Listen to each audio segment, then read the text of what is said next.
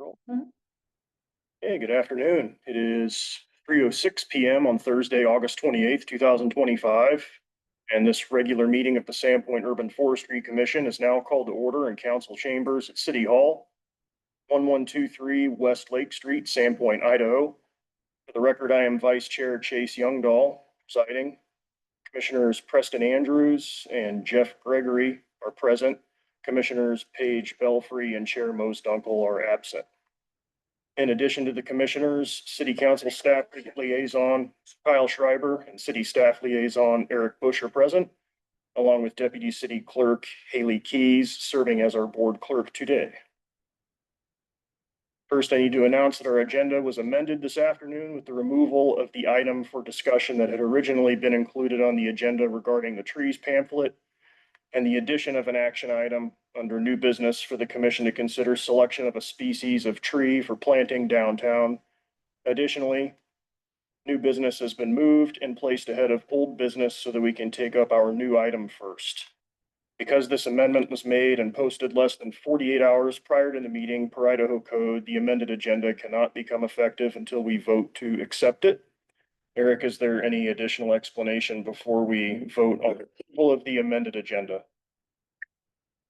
Yeah, I apologize for the kind of the last minute. That was not intentional.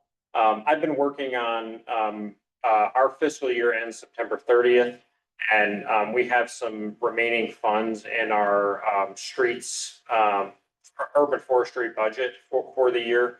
And I was kind of working on two separate things to utilize the rest of those funds before the end of the fiscal year. The first one was, and the one that I'm gonna have to move until fiscal year 26 was tree trimming, generally height obstructions for trucks throughout town. This is citywide, not in a particular location, and also signage obstruction, so stop signs, yield signs, etc. at intersections. We're going to do that work likely this fall. I've been talking with some local tree companies in town, and just with the we've got about a month until the fiscal year is over for us. I can't get anyone to perform that work and invoice us in that short of a period of time. So we're just going to we're going to use fiscal year 26 dollars for that service. So fiscal year 25 dollars, the reason for this agenda change was to purchase some trees that will be planted downtown on First Avenue and Cedar Street, replacing trees that have died, street trees in the kind of downtown core. So I've got a kind of tentative list of trees that I've kind of put together, and I just wanted to discuss that and get this commission's opinion and thoughts on species and the like, and then I can move forward with seeing what's available to purchase.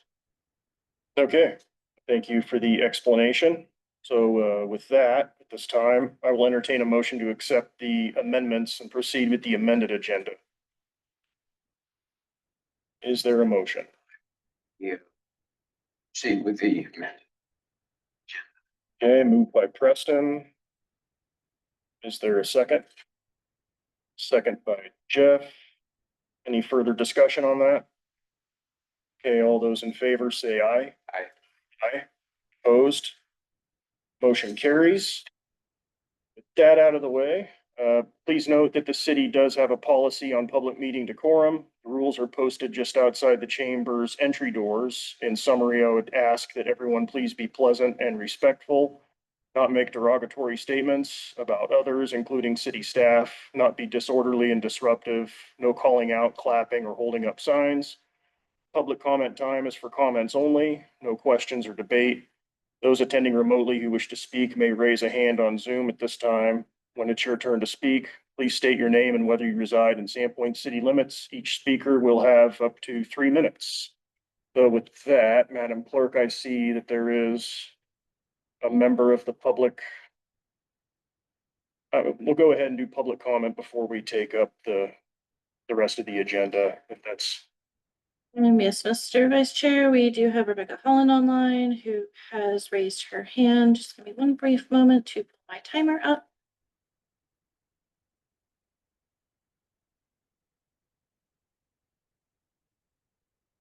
Rebecca, can you hear us? Yes, I can. Can you hear me? Perfect, yes. I will go ahead and begin the timer and you can go ahead. Okay, hi. My name is Rebecca Holland, for the record. I live in the Sally Valley. Lived here for close to 50 years. Um, I wanted to ask, is the tree committee aware of the newly planted trees at Travers Park that are struggling? In particular, at the front entry to the Russell Building, there were several that were planted just at the approach of winter, just before the grand opening, and these were planted by Mr. Welker and a couple volunteers from the tennis club. And it was understood at the time that they were simply being healed in to look good for the opening. But as things have continued, I'm not sure if I believe the nursery people got back to plant them, but they are really, really, really struggling. And this has been an area that the public has really cared about. It was not to beat a dead horse, but a whole park of beautiful mature trees were destroyed. And so now this is what's going on. And I'd like to see if this committee would look into this, please. Sandpoint taxpayer money was paid for these, and they don't appear to have been given the kind of care that newly planted trees need. I know you'll appreciate that. And those of us that put in transplants of any nature know that they just have to be watered extensively and cared for. I'm afraid some of those in the very front were just doomed from the start for the way they were treated. I'm happy to provide photos. I'm a photographer and I've documented since all the trees were delivered and planted. And I think it would be something that this committee would want to take to council. So that's my comment. Thank you. Okay, thanks, Rebecca. It's in the record. So appreciate the comments. Oh, may I just say, excuse me, do I still have time? Quickly, Okay, quickly. Okay, thank you. Regarding the record, I would very much like to see this in record in the minutes. I know that often public comments are simply listed as a comment coming in, but there's no record of what anyone that is concerned about something, it's not documented. So would you please make sure that this is documented? I appreciate that. And I know others appreciate it too. I'm calling in behalf of others concerned. Thanks, Rebecca. I will look into that. Thank you. Let me know, please. okay, thanks, Rebecca. Okay, and seeing no other members of the public present, we'll go ahead and move into meeting minutes approval. This time I'd entertain a motion to approve the minutes from our July 24th, 2025 meeting. I move that we approve the minutes from the July 20. Okay, motion by Preston. Second by Jeff. Are there any further discussion? I just point out that I think we did have a member of the public speak at near the end of that meeting prior to adjournment that wasn't indicated on the record that I could see. So I would just in the future appreciate them to see that reflected since we're on the public record. Okay, all in favor, say aye. Opposed? Motion carries. Minutes are approved as presented.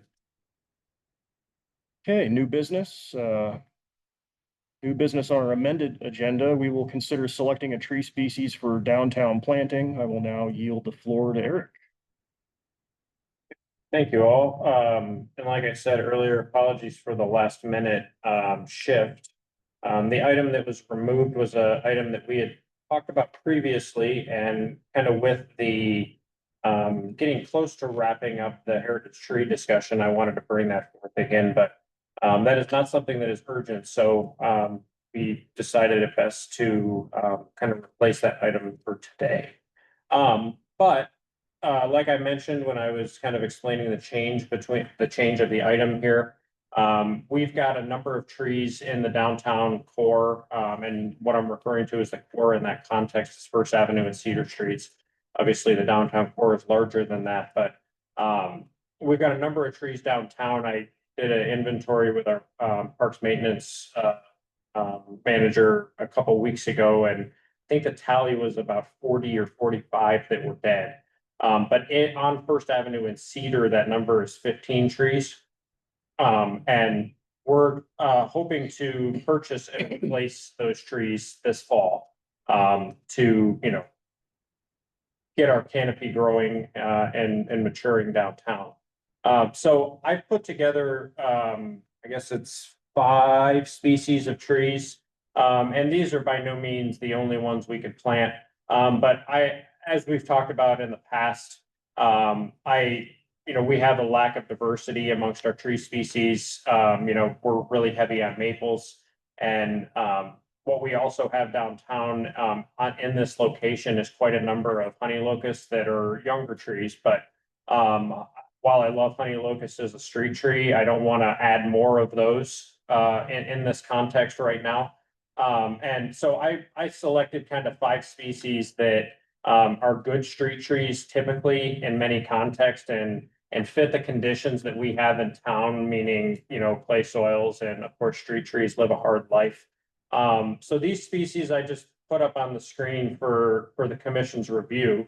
It's by no means exhaustive and is by no means a final list. But these were just 5 that I was considering that would be good choices to replace some of these trees downtown. And with that said, I don't know that Kentucky coffee tree or Katsura trees, for example, are available locally. They might be. I'm in the process of trying to, figure out for some local nurseries and landscape suppliers what of these species are available. I'm 98% certain that Zelkovas are, European beeches are, and ginkgos are. The other 2, I'm not sure. But with that said, happy to have a discussion about these 5, and if there's other species that we should consider, to be purchased to replant here in the downtown core. And as a comment, Katsura tree, those are a tree that are not typically well established in a full sun environment. There are some trees on the south side of Cedar that need to be replaced, and I thought that was a good selection in that location because it's not a location that gets full sun. So they would have a better chance in that location, and that's assuming they're available. But with that said, happy to take comment on these 5 here, and if there's other ones that we should consider. There's lots of trees, and these are just kind of 5 I pulled together. Some are on our I think they're actually all on our approved street tree list.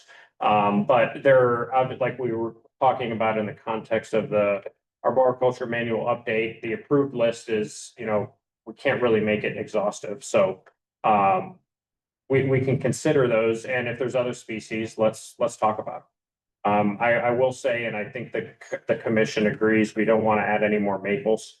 And another one, I was going through our inventory of list, and don't quote me on the numbers, but cherries are another one that we have overplanted throughout town.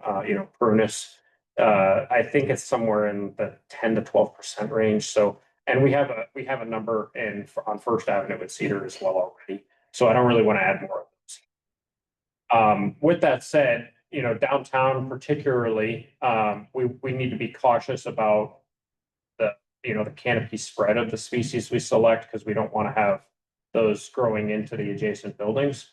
And like Zelkova, the variety, the Musashino variety that I put on this list is a columnar variety.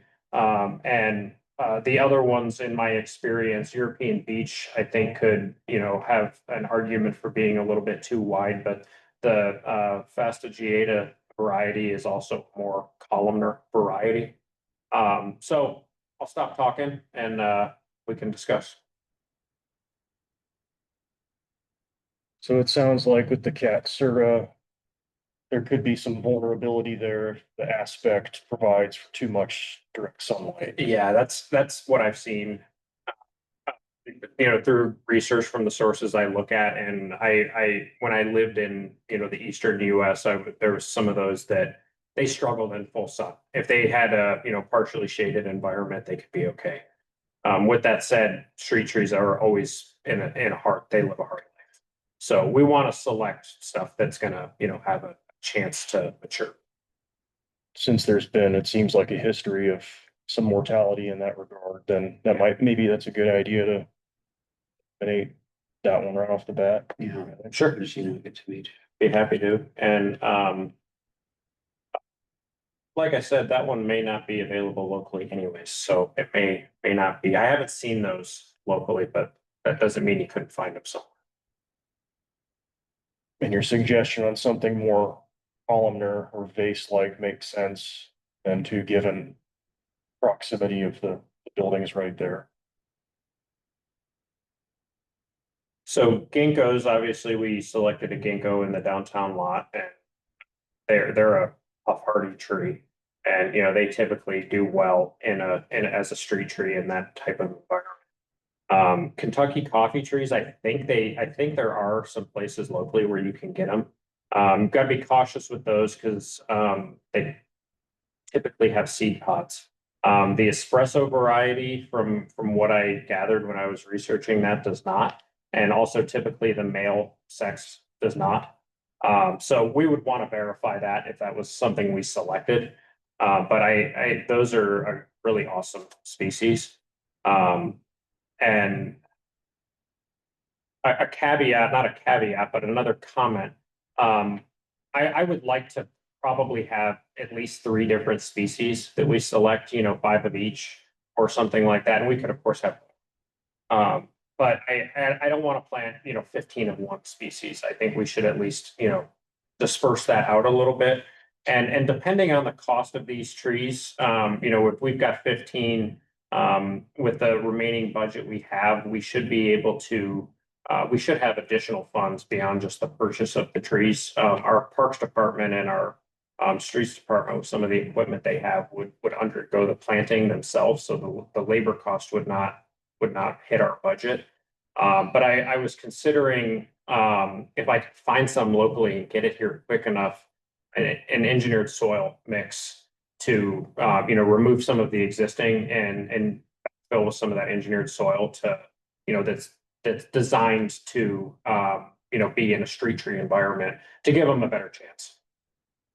And I have spec'd that in the past. It's been a long time, so if any of you guys are familiar with a good engineered mix or know where a resource is to help out, let me know, because I'll dig into that, and I'll use some of the resources I have to find out what the what's available and what the proper mix is.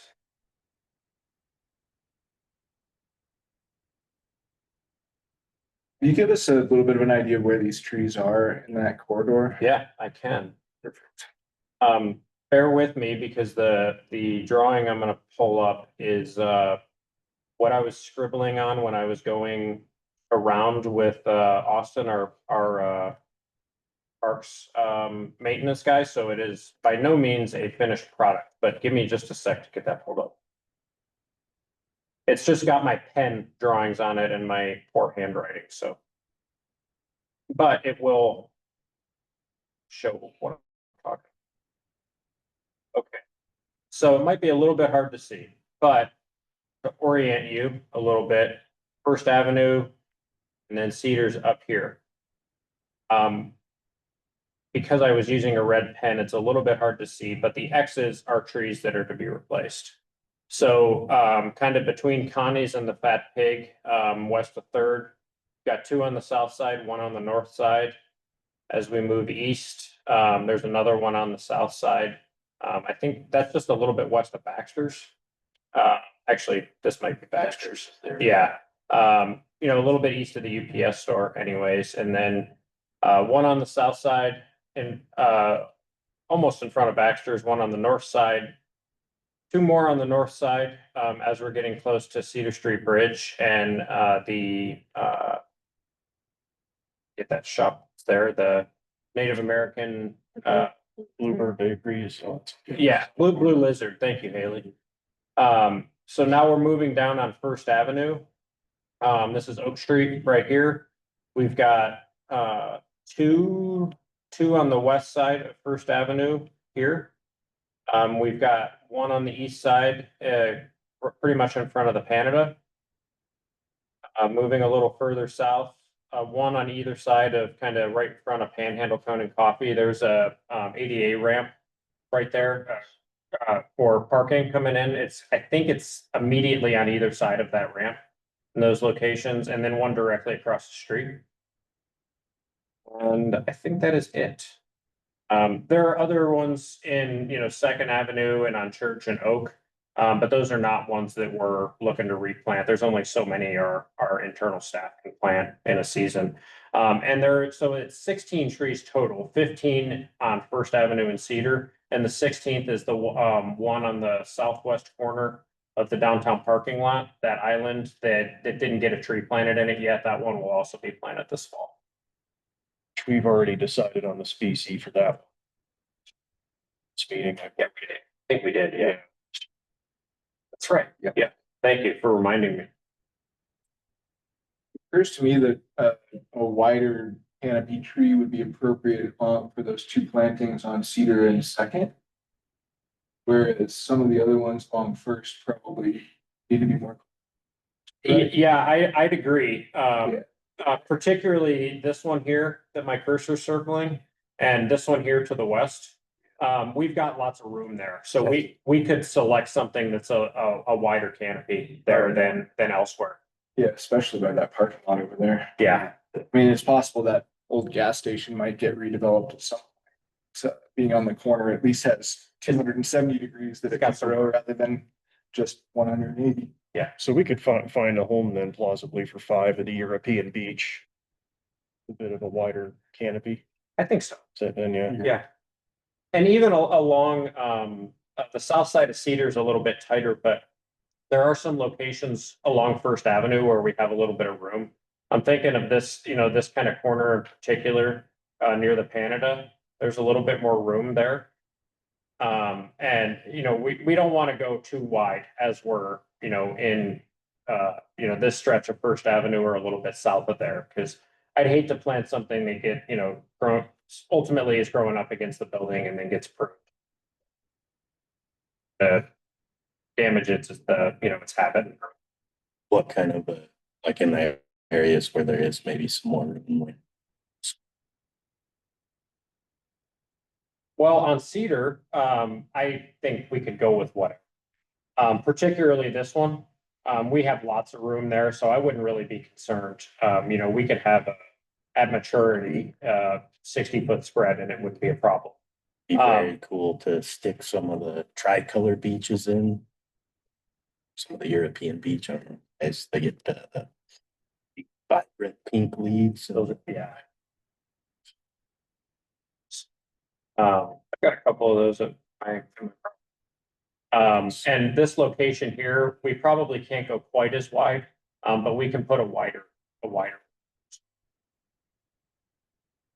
And maybe not in this context exactly. This might be another good selection for a beach. Some of these other locations, this is in my experience and it's in a different part of the country, but when I've lived in the East, there's Kentucky coffee trees planted heavily, not heavily, but they're frequently used as a street tree. And I suppose it depends a little bit on the variety, but they kind of seem to grow to fit their space. Meaning they're not going to necessarily, of course, all bets are off, but they're not going to necessarily grow into, a building face, for example. But, you never know in a street tree environment. Everything's a little bit different. So we could probably go back to the List.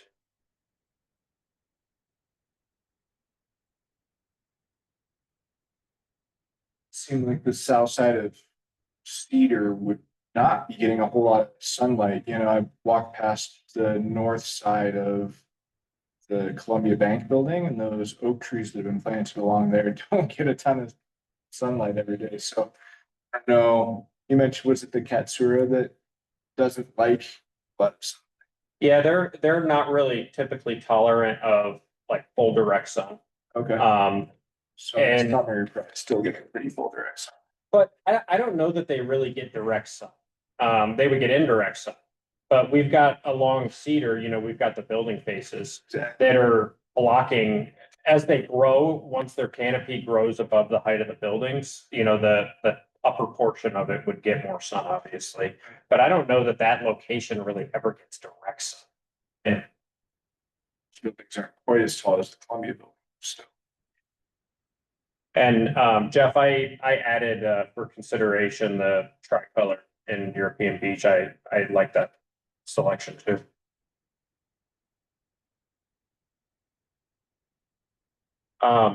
Any other species you guys are pop into your head as we're kind of having this conversation that I should put on the list here?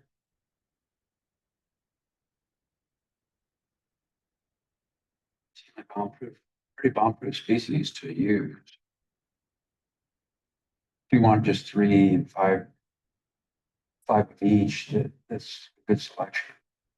Yeah, and when I was kind of going through this, you know, part of what I was doing was I pulled up Coeur d'Alene and Spokane's approved list from their forestry departments, and I don't know that all of these are included, but many of the 5 were the 5, I think, at least on either or both. And you know, I'm uncertain right now whether or how many of these we would be able to get. So having, you know, we've got 4 on the list right now, having 4 and say we can't get one. We've got 3 other options that we could get 5, or if we can get all 4, then I'll, you know, split it up. Or something like. In with the beach, like splitting. Yeah, a couple of the different varieties of each. Yeah. And if you can get like maybe a couple of the coffee trees, so if it's limited, try them and look, and then you're not committing so many spots to that. Yeah. I do have the only hesitation I have about a coffee tree, and I may be completely wrong on this, is the espresso variety, from what I gathered, is a podless variety of that tree, or the male variety, you know, male sex, if we can find them. Like a lot of other species of trees, I wonder, and I would have to talk to somebody that's a plant pathologist or something to that effect. I wonder if those are something that, you know, in a stress environment like downtown street tree, if they would revert to a pod, much like you know, like honey locust, the thornless variety. Even though that variety's been bred, when they're stressed, they can still produce a thorn. I don't know if that's an issue or not. That's kind of a, you know, dive into the research and see if there's any examples of that.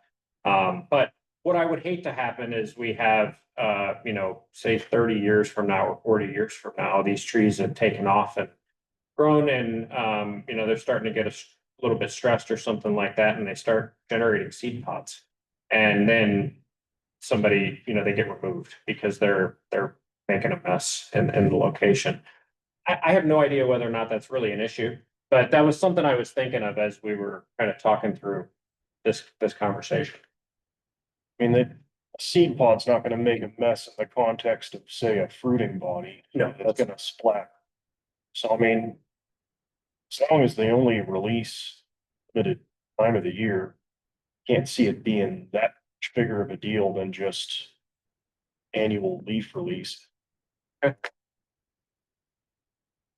mean, it wouldn't concern me too much if it reverted to other biotype down the road and produced a few pods, but Yeah, that's fair.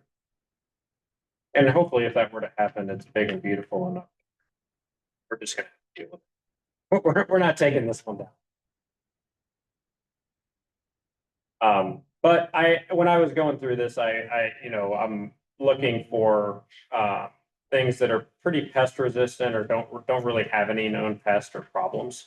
And for the most part, everything has a potential problem, but for the most part, these appear to be pretty hardy, problem-free trees. And particularly in our environment, we have some Zelkovas in town, we have some beeches in town.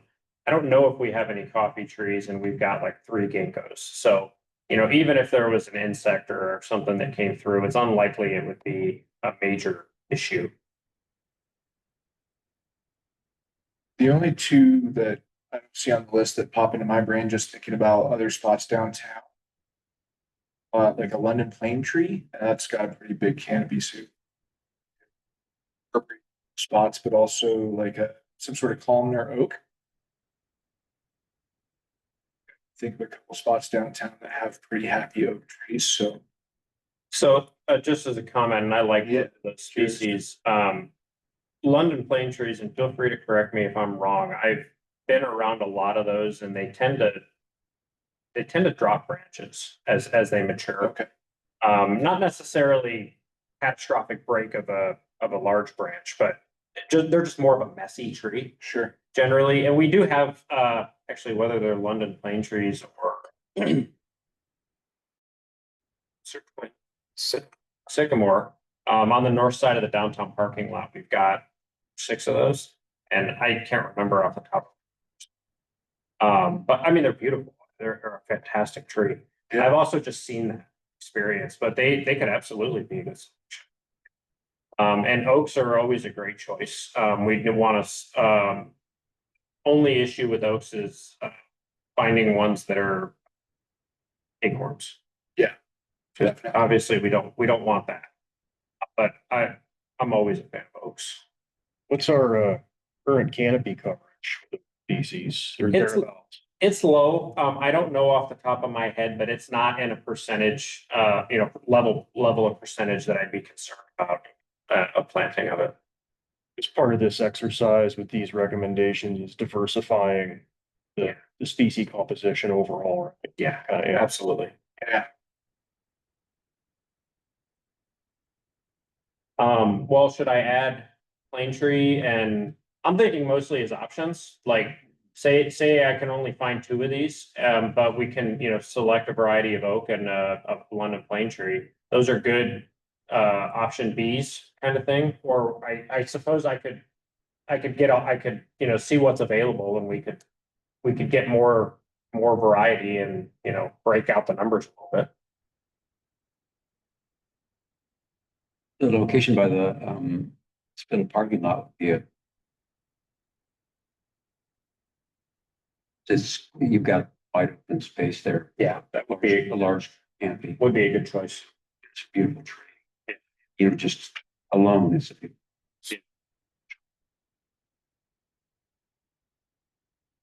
really Yeah. shade that part. So for the purposes of this agenda item, we're not looking to determine exact numbers of which. This is just to recommend the varieties, and the numbers of each can be determined as availability. Exactly.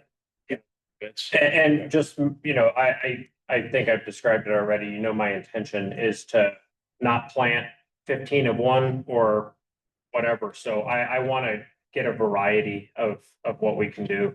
And this can also be a little bit of a experiment in some ways. I think all of these, everything on this list has a really good chance of being successful. But if we plant a couple of any of these and they don't make it, that's kind of the nature of street trees sometimes.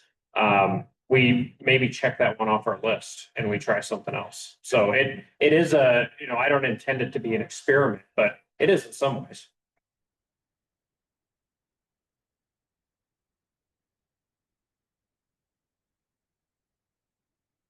So we've got, So what do the commissioners think about the top 3, and then having the bottom be as alternates, something of the like? and I'm just gonna.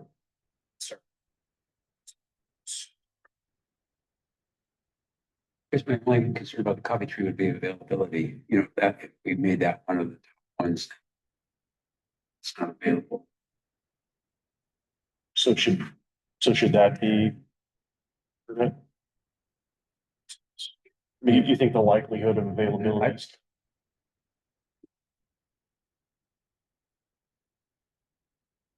Just going by based on what Eric said.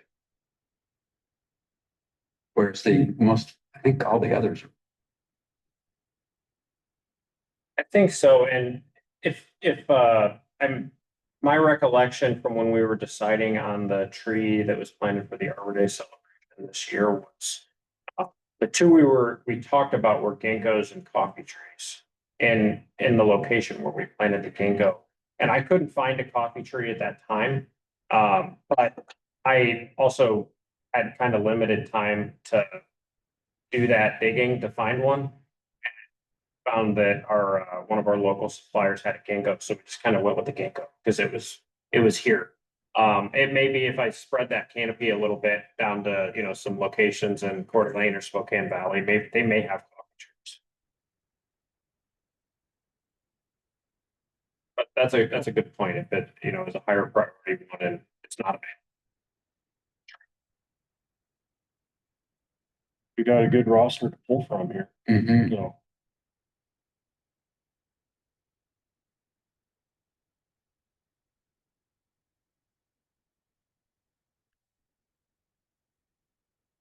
Any other discussion or? Okay. We wanna proceed. We need a, with we need an emotion. Yeah, we're gonna need a motion. For a species selection, and then do we wanna? Just kind of dovetail in alternate selections, probably in with the motion. I'd say from my perspective, have to, unless you want to consider like um, the London plane tree or the oak as an alternate. But nonetheless, this is a good list, and if all of them are available, I'll get two of each and a third of, you know, a few of the other, maybe four of the other ones to get us to our 16 number.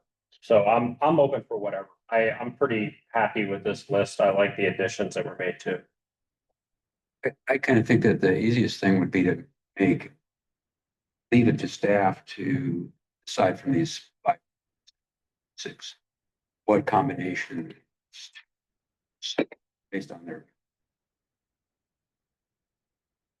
We need to say once an alternate. That's just my feeling. Sounds reasonable to me. Have at it. Okay. That we accept the 6 trees and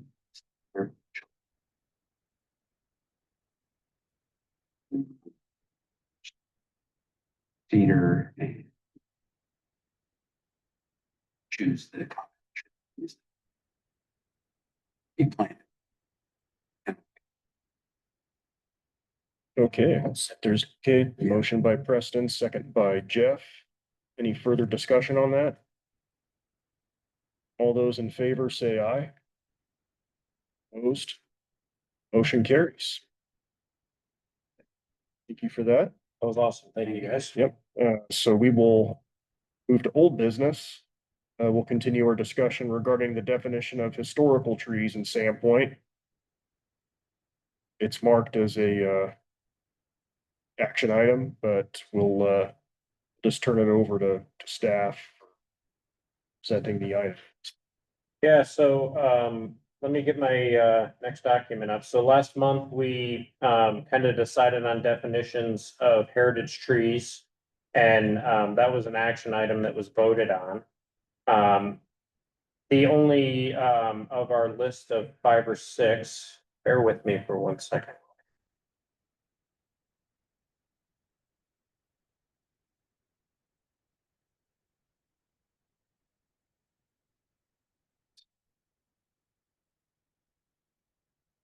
Of our list of 5 or 6, those were voted on with the exception of the historical tree. Because as I talked about last month, I was attending this month's Arts, Culture and Historic Preservation Commission meeting for their input on the historical definition. And at that meeting, they voted on this, the definition that's here in blue. Which is, there was a minor change made from the definition that this commission was discussing in last month's meeting. And I think the only thing that was removed was, let's see, a tree which by virtue of its association with or contribution to a historical structure or district, there was a or person or individual in there that the ACHP commission recommended removing. They didn't feel it necessary to ascribe that to an individual, a person. But this definition was the one that they voted on as a commission and approved. And basically what we, just as a reminder, what we discussed last month was I would attend that commission meeting, get their input on this definition, and then we would vote on, or this commission would vote on their adopted definition for inclusion of into the other 5. And this is a reminder, these are the other 4: specimen, rare, significant grove, and ecological that were voted on last month.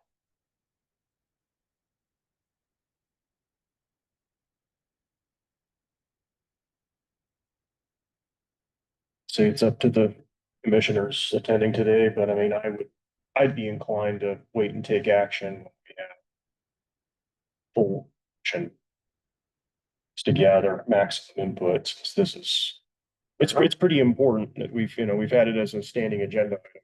So, want to make sure we get it right. But that's just me.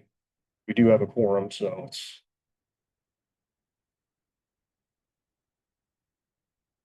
I think that's a good idea. In that case, the motion would be to postpone this item to the next.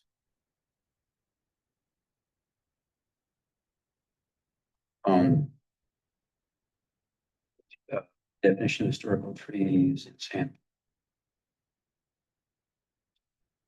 It'll be your next regularly scheduled meeting. Next regularly scheduled meeting. Yeah. It's been moved. Is there a second? Second, yeah. Any further discussion on that? All those in favor say aye. Aye. Opposed? Okay, motion to postpone carries. Vice Chair, if I may, just before we move on from this item. The item that was removed from this agenda was bringing back the discussion of the outstanding trees of Sandpoint pamphlet document that we've discussed previously. That was included on the agenda because that was kind of an old business item that we had talked about. I think it's been a few months since that was an agenda item. But I just, Michelle, that's at our front desk in City Hall, is one of the frontline people and answers a lot of the questions and the like from folks that are coming into City Hall. We have a box and a half of the pamphlets left that were created or distributed in 2002 or 6. Don't quote me on that year. But they're, as we discussed previously, they're out of date. Some of those trees don't exist anymore. And I'd like to update that pamphlet. And, we talked about doing that previously. Part of why we haven't talked about that in a while was because we were deciding on the definitions of heritage tree. So once those definitions are finalized next month, if the historical definition is voted on, I would like to move forward on, identifying, we can categorize the ones that are existing still in that manual and probably others that weren't included in that manual that should be. And perhaps, apply some of these definitions to those for a future update of that manual. And just as a kind of side note, when I was at the Arts, Culture, and Historic Preservation meeting earlier this month, one of the members, and I'm drawing a blank on his name right now, he's a coder, kind of web designer, graphic designer, that's his background. And he was mentioning to me, we were talking about this after the meeting, he was mentioning to me that there's a thing, I think it's an app called, or I don't know if it's called this, but microsites. I'm not a tech guy, so I may be completely wrong on this, but there's a possibility that we could make this pamphlet digital. And it's a web link or something like that. And then it could be geo-referenced. So if you want to go on a, walk around tour around town, it's just like Google Maps on your phone or another mapping thing, so the trees could be in there with the information, and then they can, it would tell you, okay, you're walking up the street or driving up the street. Next tree, I need to turn left at this street, and I'll see that next tree. And that's not something I'd really thought about, probably because I'm not really I don't know anything about apps or anything like that besides using them. But I thought that was a pretty cool idea. And having a paper copy, folks coming into City Hall still grab that paper copy, but I thought that was a pretty neat idea. So that's something we might want to consider as we're updating this. Okay. So that's all I got. Okay, thank you, Eric, for the explanation on the removed item. So that the final item under old business is continued discussion regarding the arboricultural manual. So flip it back over to you when you're ready, Eric. Okay. Let me get that up. So earlier this month, or after our last meeting anyways, we sent or posted on our kind of file share page that we have posted on the city website. I kind of broke out more of our headings and various things that we've talked about. And I did some work on kind of refining that. And that was sent out with particular chapters and definitions and the like. And kind of for this commission's review.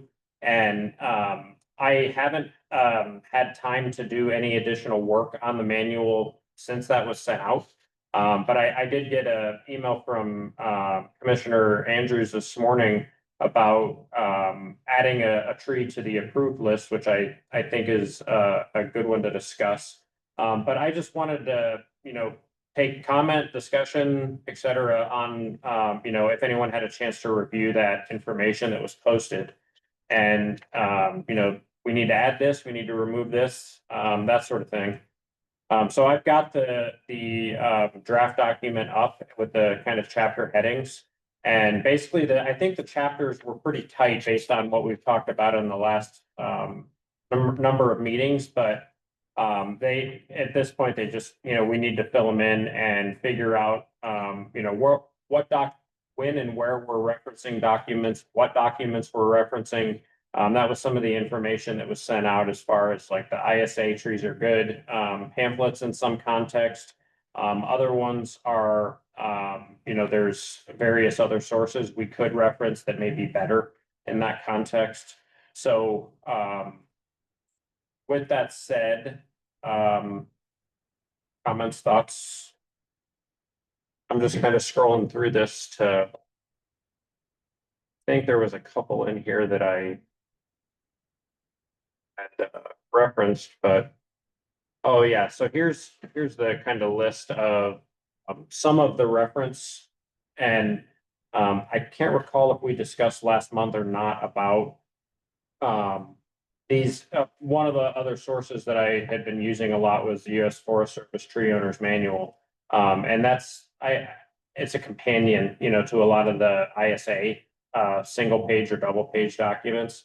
And as I was reviewing those and comparing them, I kind of decided that the information in the tree owners manual is a little bit more robust. There's a little bit more in there, and it's by no means a knock on the ISA. Those are one pagers. They're intended to be, here's a pamphlet, and then you can, dive into more info if you want. The tree owners manual goes a little deeper, gives you a little bit more information without being overwhelming. So I kind of lean towards those on a lot of these references. Those are highlighted in red. A lot of it's, kind of basic tree care type things. But I'm open for discussion, and I'm sure there's other sources that are better in some of these contexts. These are just kind of the ones I was, using at this stage. But those are inserted as a reference. They would be, yeah. So it doesn't overwhelm this document, but it gives people, tells them where to go for the answers. Yeah. Yeah. And one thing of note, and I think it was included in the email that was sent out when those were posted, the Forest Service Tree Owners Manual is, open source is the proper term, but it's not copyrighted. So we can insert this without permissions from the Forest Service. The ISA documents, we need to gain permission from that. And I have the form and it doesn't, I don't think we'd have any issues with that.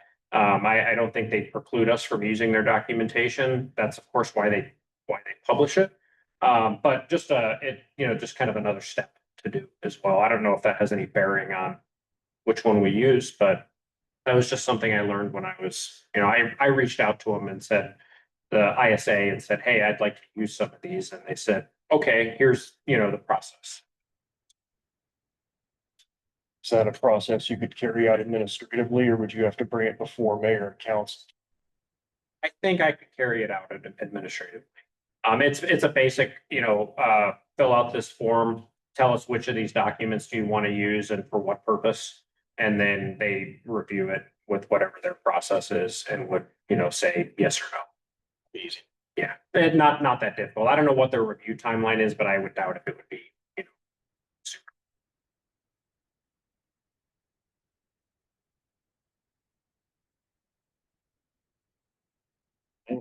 Any discussion?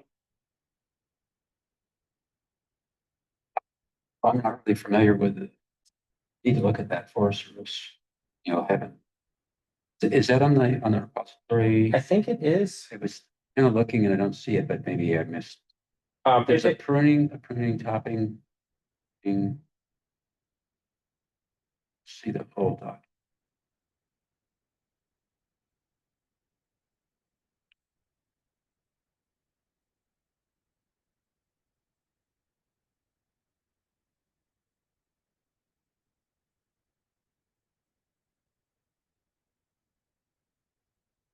pull it up too. Yeah.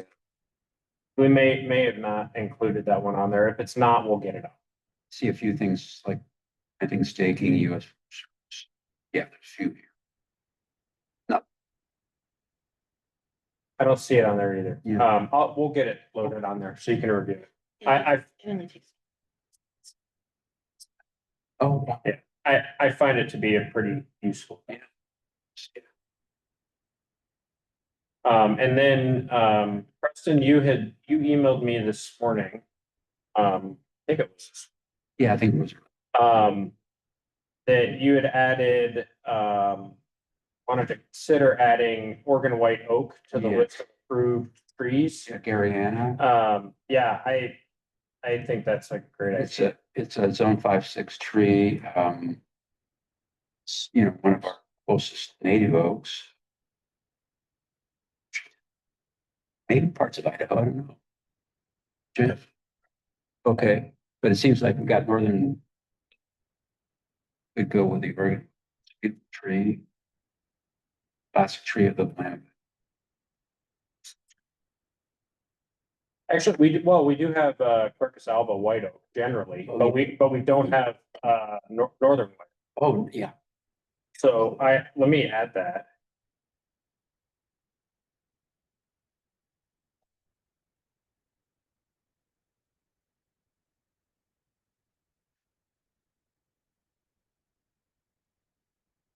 You put it in there, and then I typed it. Yeah. I typed it anyway. I did track changes. I think that's a great one. And of course, these, this is not an action item, so this is all a working document, and we can review these, for final approval when, I don't know why I wrote more.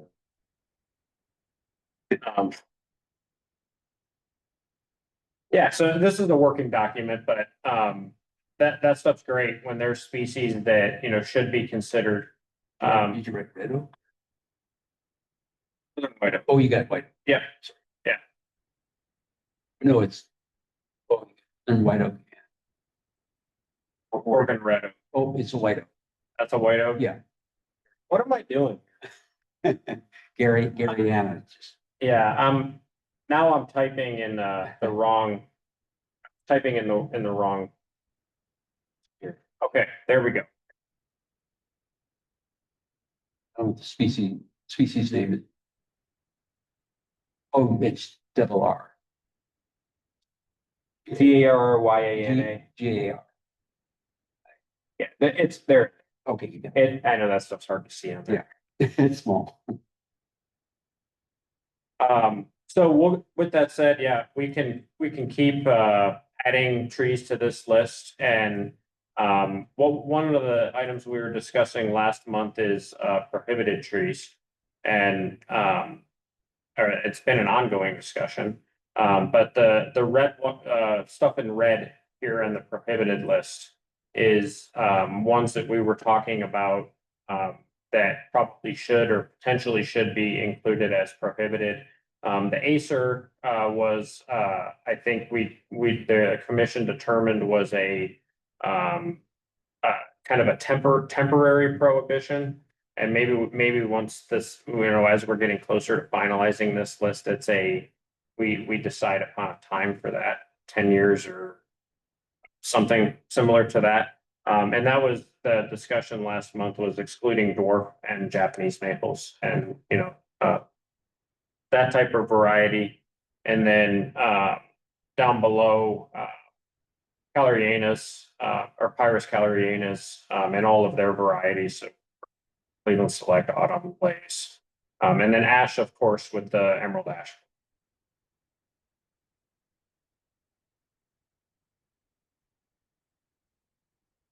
Any familiarity with Russian olive? They're all over southern Idaho. That is a good one to include here. I don't know what their Latin is. So. It's kind of a shame because I think they're a neat looking tree. Like, they're a pretty unique tree. Yeah. But knowing what I know about them, it's a a bit unfortunate. Yeah, they're Very safe. and Especially riparian habitats, if they get, thinking the Sand Creek. Vulnerable to yeah, really I agree. impacting the ecosystem through there if they took hold. Okay, In Boise in the Treasure Valley, they're all over the place, and it's exactly as Chase said. Around ponds, lakes, and the like, and of course like the irrigation ditches that are all over the valley down there. They're a heavy presence, and they grow like weed. Did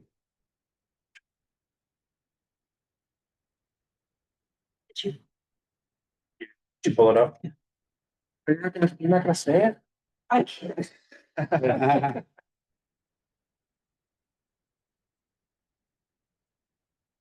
We excluded ash because of the ash borders. There some of the birch. The attacks birch.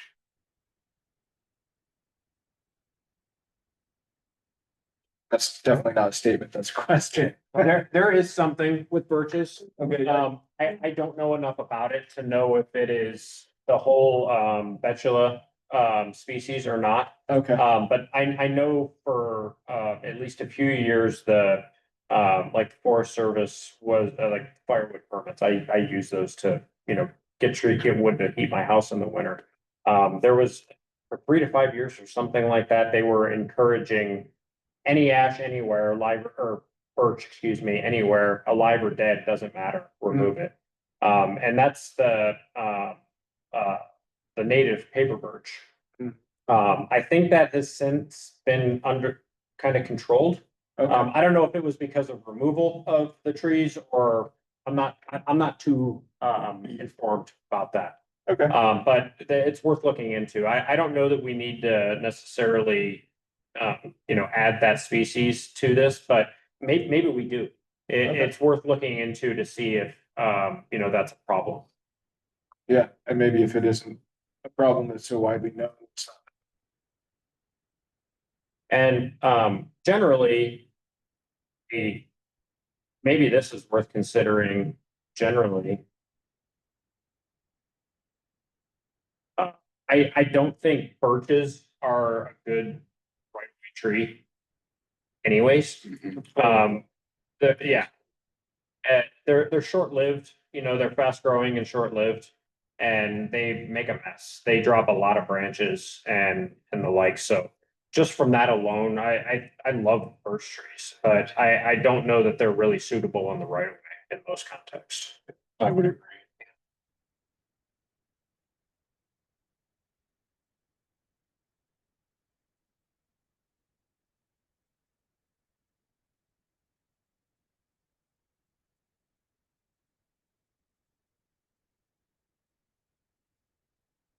I was just making a note in there that just consider prohibition due to kind of non-suitability in the right of way. Other comments? We don't need to, we can, of course, keep talking about approved or prohibited, but there's a lot of other stuff, you know, that was kind of under discussion if I start scrolling back up in here as well. Eric, do you get questions about prohibited trees from folks interested in planting in any of these species that are prohibited? Do you have to explain why I- repeatedly? Surprisingly, no. Okay. And I'm grateful for that. On the other hand, we have a problem with compliance with our tree.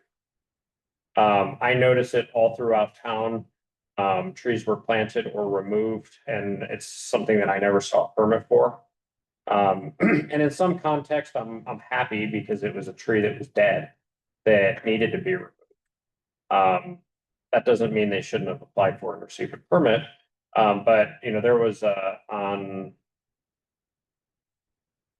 South Sandpoint, close to War Memorial Field, there was a large, very large red fir that was dead. And it had been on my list to contact the property owner and say, hey, you know, we need to work on getting this tree removed. And last week I noticed that it was gone. So somebody got it taken down. The stump's still there and we need to get the stump removed, and they may have just not gotten a chance to do that yet. But that's a case of where, like, yeah, they should have, you know, been compliant with our permit system. But also it was a tree that was dead, and, you know, I don't know that it was a hazard yet. It's, I think, only dead recently, last year or two, but it was a big tree and it could have destroyed a house if the thing came over. So in that context, but to answer your question, as far as like somebody, for example, let me scroll down to back to the prohibited list. Willows are a problem. You know, we've had some in town. There was one a few blocks north of here that was removed earlier this year, and our streets crew identified it and removed it. That was not a typical thing. It was just one of those, like, this is a problem, we need to get it out of here. And when it was one with it was decurrent. It had like six or eight stems. They were big. They were all 14 inches in diameter. And I was with them when they were pretty, and they were taking the weight off and slowly kind of working it down. And I had to go do something for a few minutes and came back, and they had their equipment there and they were working from a bucket truck. And once they kind of got it limbed down and were you know, getting ready to start removing the stems, they put a loader up next to it, so when they cut this stem, it didn't fall and damage the rope. And they kind of repositioning, and they kind of tapped it with the bucket of the loader, and it came off. And once, you know, the break where it was, the whole thing was, it was a time. And I major props to them. I kind of knew about it, but it wasn't something I had looked at closely enough to realize, like, oh man, this is a problem. But they knew it was a problem. And it was a good thing they identified it and got it out. It was a really neat tree. It's kind of a shame that it had to come out, but it. But those, like willows, for example, that was a little bit of a sidetrack. But you know, willows are a species that a lot of people like and want to plant, and they're, you know, not always problematic, but they're frequently planted in problematic places. And if you've ever had the misfortune of having one like in your front yard and had a sewer lateral that it found its way into and cost you lots of money, that's its own problem. They're, you know, water loving trees and they'll find it. But for the most part, no, Okay. it hasn't really been too much of a problem. I do frequently encourage people to plant other species. Like when people submit a permit, if we want to plant a maple or a cherry, like I was talking about earlier, I try and encourage them to plant something else. I can't prohibit it. I'll still approve the permit, but I'll, you know, give them a call or email them and, you know, hey, let's set up a time to meet, and I'll kind of explain to them, you know, why I'd encourage them to choose something else. And I'll work with them to choose something else. And that's just a kind of educational thing. I really enjoy doing that. And most folks understand. I did have a situation earlier this year with, on Michigan, I think, in South Sandpoint. There was a number of trees. They had 8 or 10 trees. They have a corner lot, a lot of right of way that were, they got overhead power on both blocks, or maybe one was telecom. And there was a locust, there was a maple, there was a few other species that shouldn't be there. And some of them were going into power lines, and others wouldn't be. They were just younger. And they submitted a permit to remove all of them. And when I saw the permit, I was like, whoa, like there's no chance, you know, it's like a dozen trees and a good species generally. And then I went and did an inspection, and I was like, oh, they've got overhead lines, and they're actively wanting to, you know, they were remodeling this house and outside as well. And obviously investing quite a bit of money. And the property owner had a vision of the variety of cherries that has the nice white flowers in the spring. And I tried to encourage them to plant something else, but that's what they wanted. They had their heart set on it. And that is an appropriate species in that location. You know, those cherries are not likely to grow into the overhead lines, so I approve that. And it's a tree on our approved list. There, you know, there's no issue with that. That was just a case where I tried to, you know, encourage them to plant something different. But I kind of called that a win-win, because we had, you know, trees that otherwise would have been utility pruned in the future, and you know their habit would have been damaged. And they removed them, you know, property owners cost. And they haven't planted the new trees yet, which I'm thankful for because it's been so hot. But hopefully they'll go in this fall. And all that. And I'm sure you've all have noticed on that note with like utility pruning, Pine Street near the paint bucket, a little bit west of the paint bucket, there's four big Norway maples that were utility pruned a month or so. And they were just dead. The trees are strong. It's one of those situations where they're big maples, Norways, but I wish they just would have been. They're they may live for another 20 years. I know rights of way sizes can and do vary. What I had heard previously, and you can tell me if it's accurate, is that 11 feet is a good rule of thumb if you account for the ADA sidewalk, the planting strip, and a 1 foot operational zone, 11 feet from the curb. It's a general rule of thumb. It's a good starting. A lot of parcels in town don't have sidewalk. So that makes it harder, you know, to determine the right of way. If you do have sidewalk, it makes it pretty easy, because almost in most cases, that right of way ends at the back of the sidewalk, so your house. But that is a good rule of thumb if you don't have, you know, don't have sidewalk, or you're just uncertain generally. But our right of way with varies throughout town depending on what part of town you're in. Some sections it's 40 feet and 50 feet, 60 feet, and others it's way wider. But I always encourage, if you don't know, and it's hard, let me know, because I can look it up. There's certain cases where I wouldn't be able to find it, and I'd have to dig a little bit deeper. But for the most part, I can dig up the old plat from even the 50s and 60s when a subdivision was platted. And the right of way width is almost always marked on those. I haven't ran into a situation where I haven't been able to find it. And that usually takes me less than 10 minutes. So it's pretty quick. It's not a go into the old files and page through them for a couple hours to figure it out. Do you have any mention anywhere in this document, say, if you're in need of determining what the right of way distance is on your street, contact the city forester for the plat or something to that effect? I don't think I do. At least it doesn't ring a bell, but that's a great addition.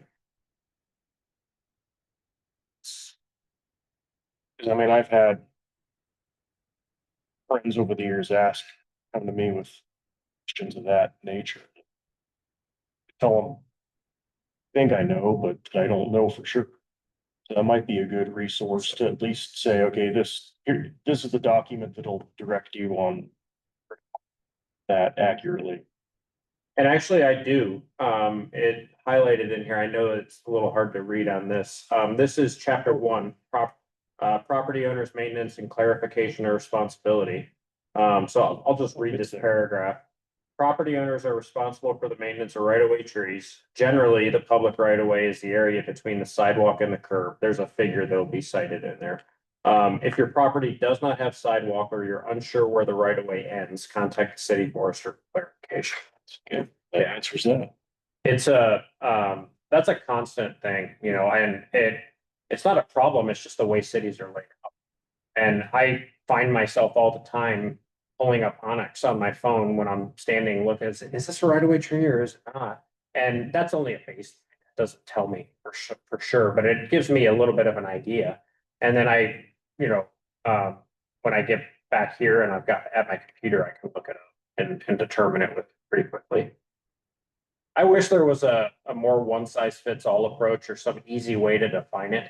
But I've never, you know, with the varying width, I've never been able to figure out a way to do that. Flats can be laid out so randomly sometimes, it seems. Yeah.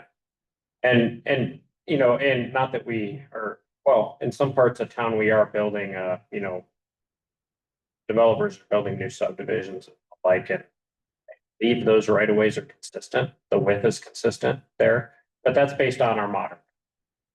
You know, the flats that were approved in the 50s and 60s, I think they're all over the map in their widths. So anything that's, you know, probably older than 20 years old or something like that, it's a question of what the.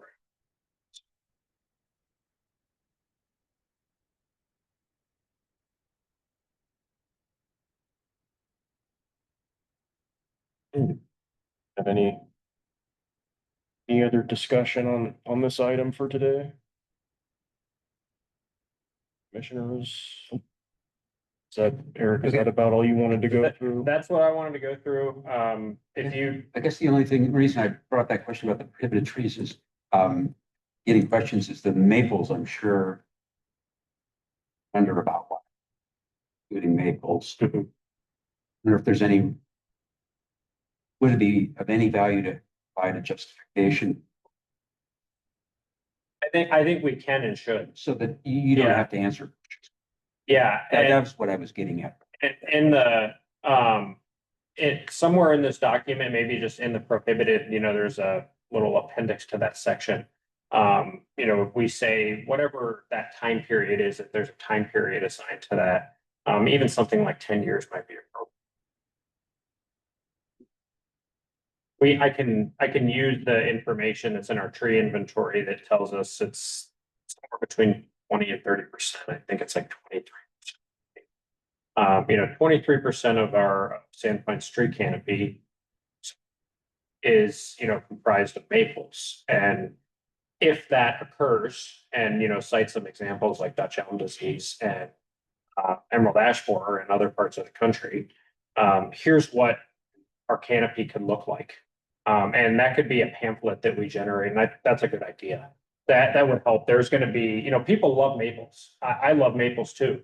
And there's a reason why we have so many of them. But we're also at, you know, kind of a critical mass where we may not want more in the short term to give us a chance to get, you know, some diversity. Would there be a target percentage that you would be looking at? The urban forestry management plan notes, it addresses that, and I think it says 15%. I'm not positive off the top of my head on that, but it does. And that's part of the, you know, I think we discussed this last month or in previous months, you know, about the urban forestry management plan noting that in the context of maples. You know, and it notes particularly there should be a prohibition on the planting of in Sandpoint.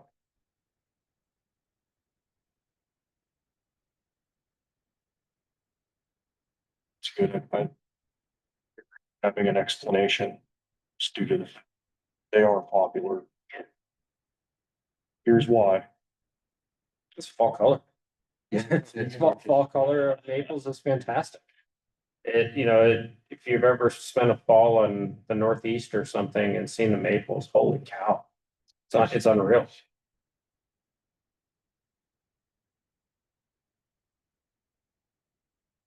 So as we were kind of talking about, I might have been meeting started. I do not have a ton of free time in my schedule right now to be moving this forward. Hopefully once about October rolls around, my schedule will free up a little bit and I can dedicate some hours to this. But in the meantime, if you've got a chance to review this and give me some notes, and we'll get the US Forest Service Tree Owners Manual loaded onto our the repository and review that and let me know, we can talk about it at our next meeting, whether those are things we'd like to use and include in this, or if there's other sources we should look at. Sounds good to me. This file is with your notes is the, I believe it is or will be. Yes, if it's not, we will get that on there as well. Okay. And this is obviously, as you can tell, it's a working document, so the sections and the bullets and stuff's a little messy because it's it's in the works. It'll obviously be cleaned up and readable and digestible. Be the document, but it's when I get a chance to work on it, I pull this up and I've got a couple hours and I close my email and shut my door and just start going to town and I clean it up later. That's all.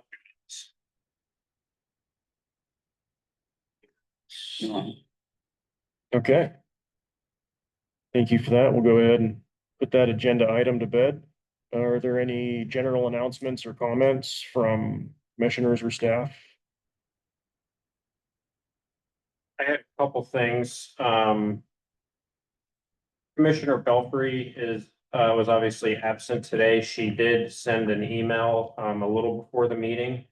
And I'm just scanning through. There was a couple things she just kind of wanted to mention, and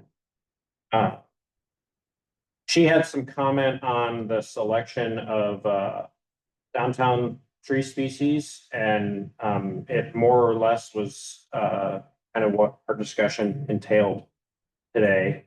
And then she had some discussion on the arboriculture manual, and we bring that up next month. And then she also had Bill.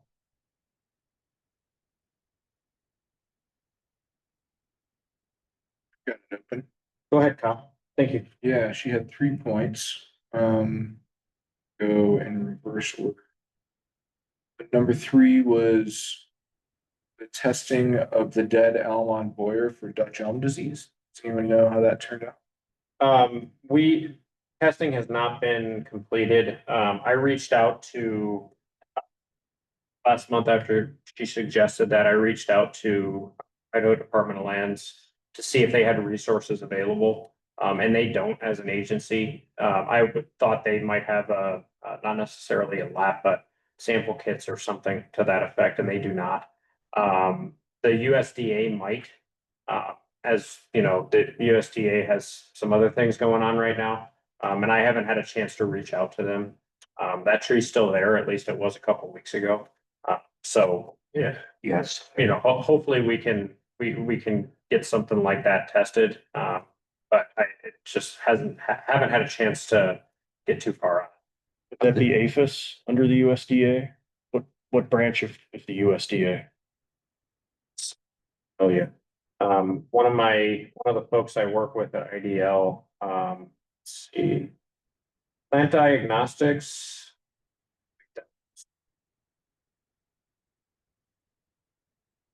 It was not USDA. I'm sorry, I'm mistaken. it was Forest Service.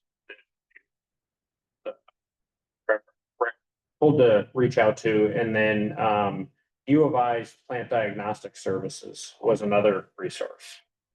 I heard department. Typically departments of ag can have chimneys, states. I bet they would. Yeah, the Japanese beetle, they're looped in on managing, some of that, so.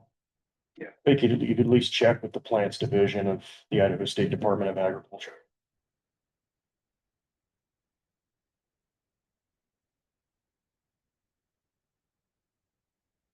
You said Plants Division? Yeah.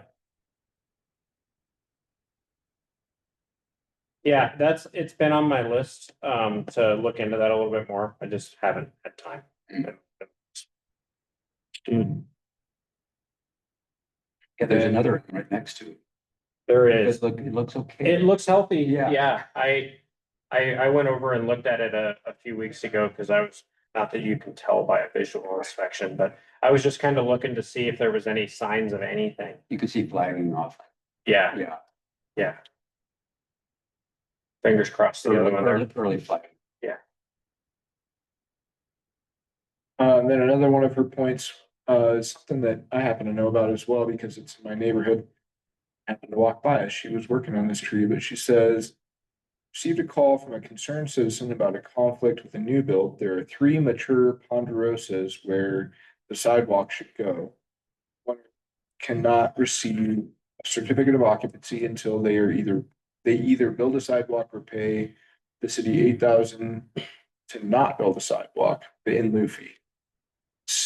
Trees are where the sidewalk needs to go unless the property owner wishes to give permission to jog the sidewalk onto their property. Unique situation where the homeowner would like to have a sidewalk, wants to preserve the mature trees more.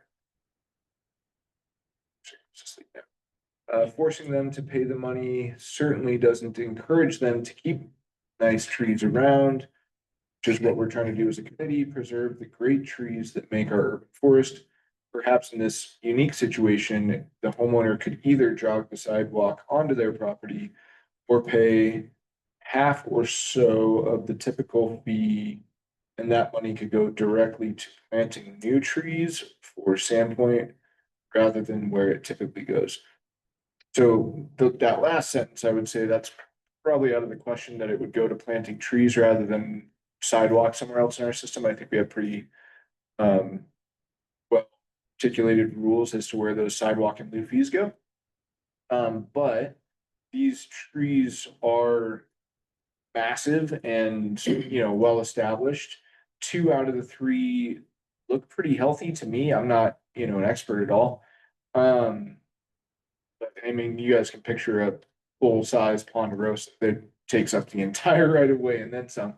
So, I guess we kind of talked about this in previous meetings where if a homeowner is interested in dedicating some extra right of way in order to preserve some trees, I would support that. I don't see a problem with that. It sounds like this homeowner is, I haven't heard that from their mouth, but don't know if that's what Paige was getting at with this comment, but maybe she just wanted to put it up for discussion about creating a better pathway for a homeowner with.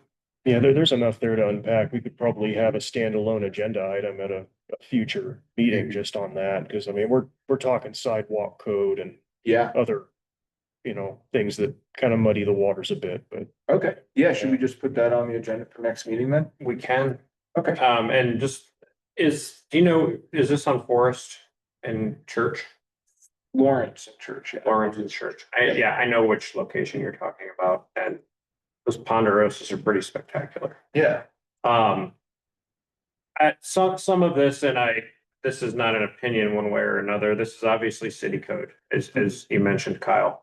And a lot of it is related to our planning and zoning, as far as sidewalks and width. And in many contexts, and maybe I shouldn't say many, in some context, if a tree is in, between on the edge of the right of way or in a location like this, we can reach, if we're building sidewalks, say if the city's doing a sidewalks project, we can say, hey, property owner, we have sidewalk that's coming through this. This is, a abbreviated version of what this discussion would be like, but, this tree is in the way and we have sidewalk coming in. We're not saying we're gonna remove this tree. We say, hey, property owner, what we can do is we can narrow a sidewalk. So ADA code allows you to narrow a sidewalk to 3 feet to go around a tree. And then you go back to your 5-foot width, on either side of the tree. Or property owner, would you be willing to let us construct sidewalk on your property? Yeah. For 10 feet, what have you, whatever the dimensions are. And I don't know, we'd have to, discuss, I suppose, with legal and zoning, planning and zoning generally, whether or not that is like a standard or if that's like a case by case thing. And I've done that on a sidewalks project a couple of years ago. And basically, property owner said, yep, that sounds good. And we moved the sidewalk in feet or something like that to go around this tree and maintain it. And it created a grade issue with their driveway. They had poured a little, like for an RV or trailer or something. And we said, well, we need to cut into your driveway to re-pour this concrete so there's no lip tripping hazard. They said, oh yeah, that's no problem. They were happy to get it. Okay. Yeah. It was a win-win. And it didn't cost the city any extra money. We were going through that area anyways, and it was, 5 square feet of concrete. So it was not a significant cost by any means. And that was one of those cases where it was just a success. But whether or not that is something that needs to be or should be included in code or I don't think that was illegal, but like the legalities of it, meaning like, is that something we should do as, a standard? And that, if that is something we do as a standard, then we should. I think the more flexibility I think that could be built into sidewalk code, the better. For it personally, but yeah. And sidewalks, we're working on, our sidewalks project for this year is on 4th Avenue South Superior. And it's primarily on the east side of 4th Avenue, well, entirely on the east side of 4th Avenue.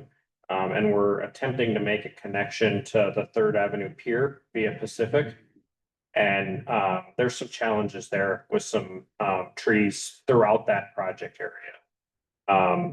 For nothing that is like, removing a large mature tree or anything like that. But there's similar challenges to what we're describing.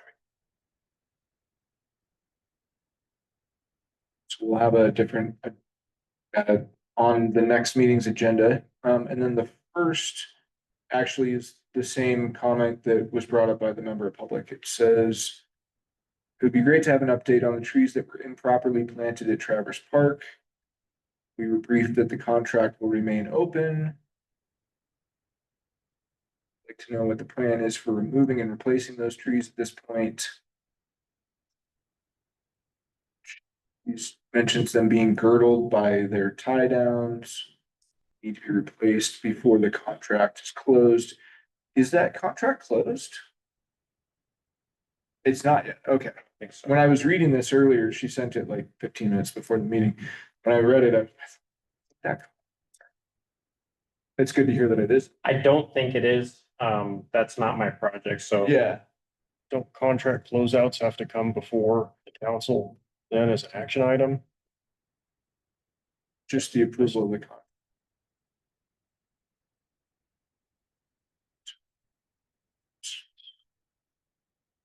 Yeah, and I don't have an update on. No change since the previous. Maybe I'll, since that's a parks, maybe I'll bring it up to Jason.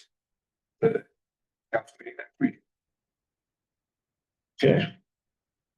Thank you for relaying Commissioner Belfry's comments. Any other general announcements or comments? I have one quick one. Back in June, I don't recall what date.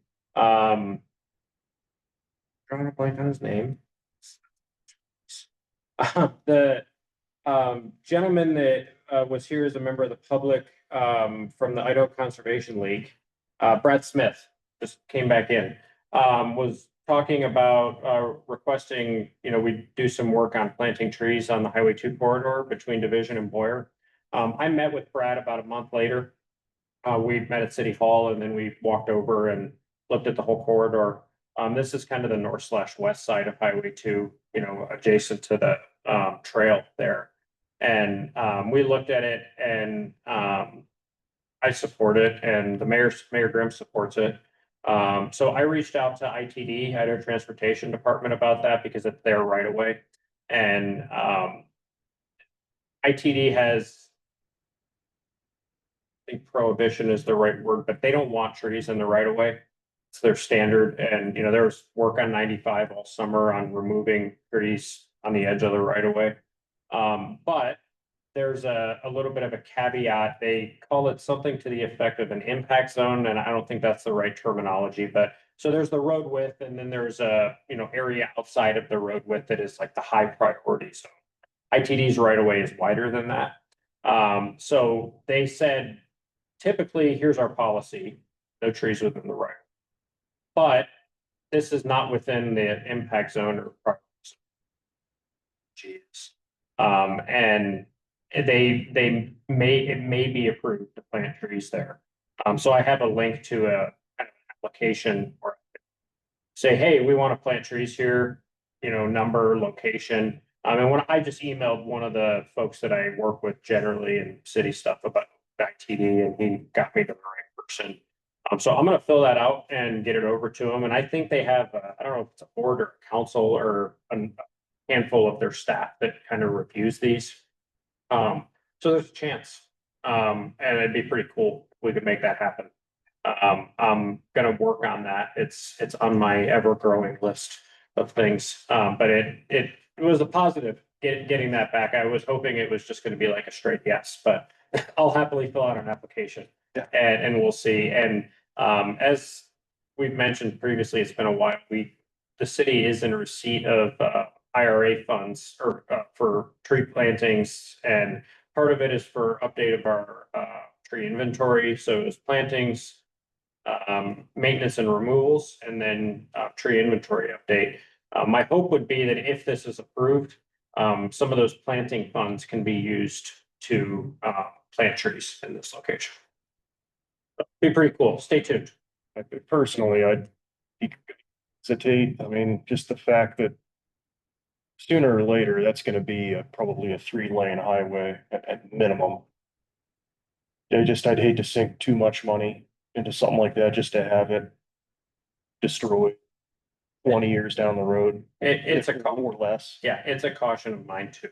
And my hope, thinking about the width of that right way, or, the location between Highway 2 and the trail.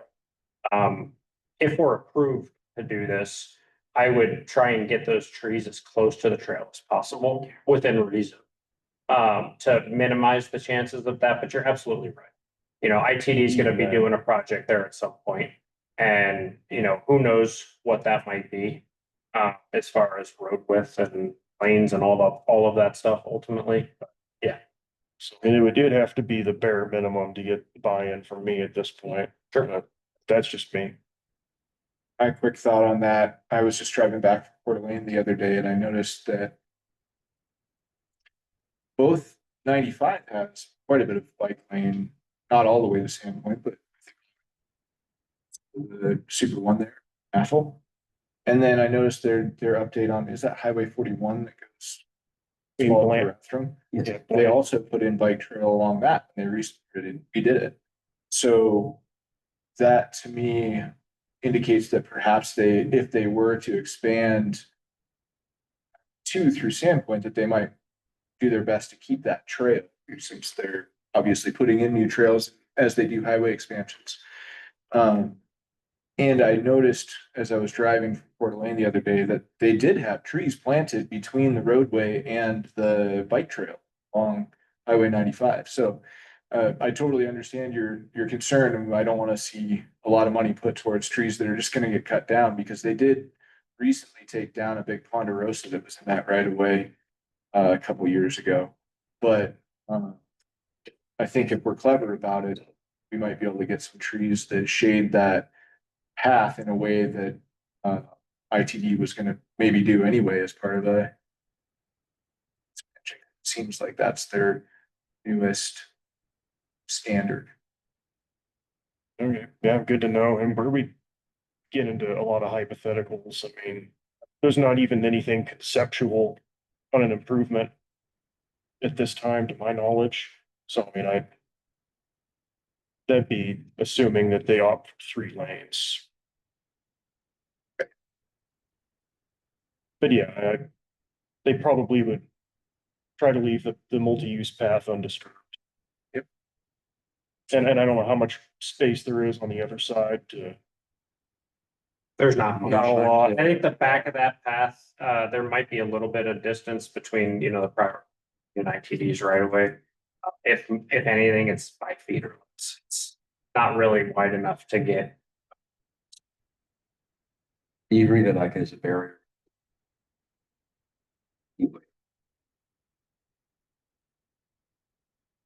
A lot of that work in Coeur d'Alene, I believe, was done after the fact, after the expansion had already occurred, which I want to. Let's say it happened around 2000-ish, late 90s or 2000, somewhere in there. Trees that I saw just recently were definitely not 20 years old. Yeah. But the other thought I had on that project was it might be a good idea to reach out to those property owners that are abutting the trail there. To get buy-in from them to help us maintain them.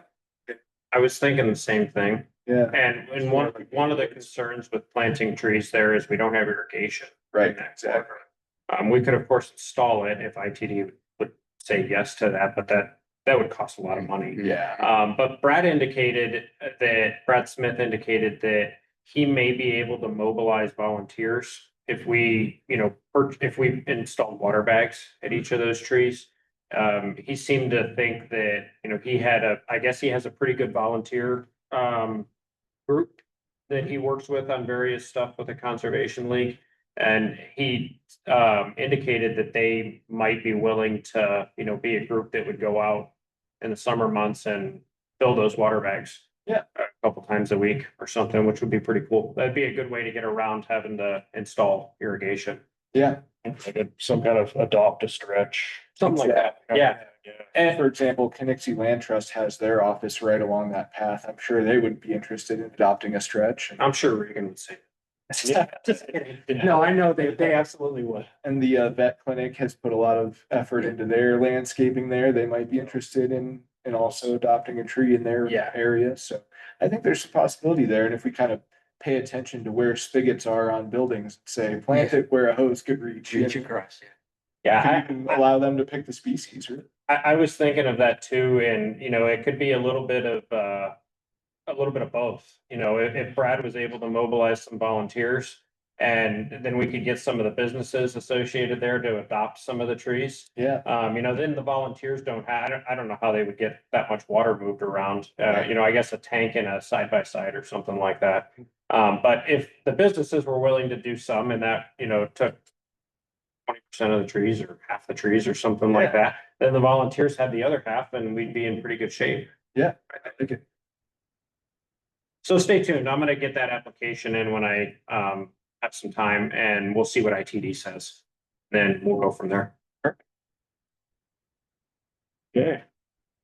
Any other general comments or announcements? I've got one. I am out of town for our next month scheduled meeting. So we may want to consider moving that meeting earlier in September. Or we could postpone the meeting or cancel the meeting, September meeting, I suppose. But just as a, awareness to the commission, I'll be on PTO that time. Okay. Hearing no other comments or announcements, and no further business on the agenda, we will stand adjourned at 4:47 PM.